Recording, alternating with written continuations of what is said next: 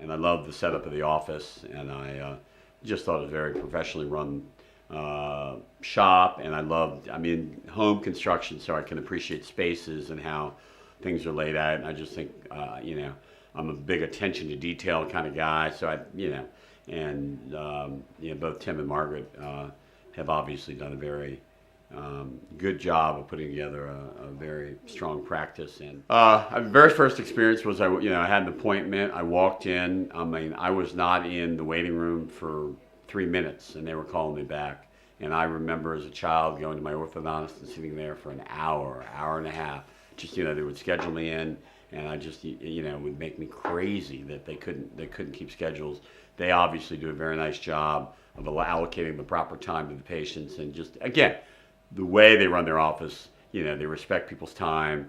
They have flex time. I have a 7 o'clock appointment sometimes, and that works for my work schedule. And they make their schedule work to work with people's schedule, because they know a lot of people work out of town and people are on crazy flex schedule. Yeah, and obviously you come in here and it's a different set. You're coming into a professional office, and it's a different deal you're coming in. But I expected, from what I knew about Tim, the little bit that I knew about him from early on meeting with him, that I expected that it would be a good experience. I'm impressed by Tim and his ability and his desire, and I'm a similar way. I always want to learn more. I always want to know more. I always want to be the best at what I do.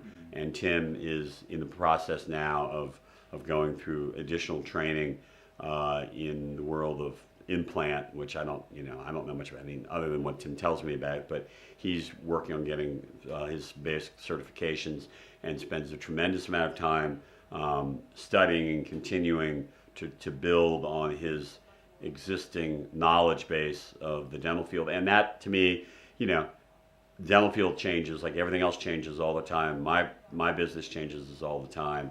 We need to be on top of our game. We need to know what's happening, and the fact that Tim, goes, I think, makes the extra effort to go out there and, and find out what he needs to find out, study what he needs to find out, find the courses he needs to go to. I mean, they will go to seminars, across the country to get the latest and greatest on what's going on in the dental world.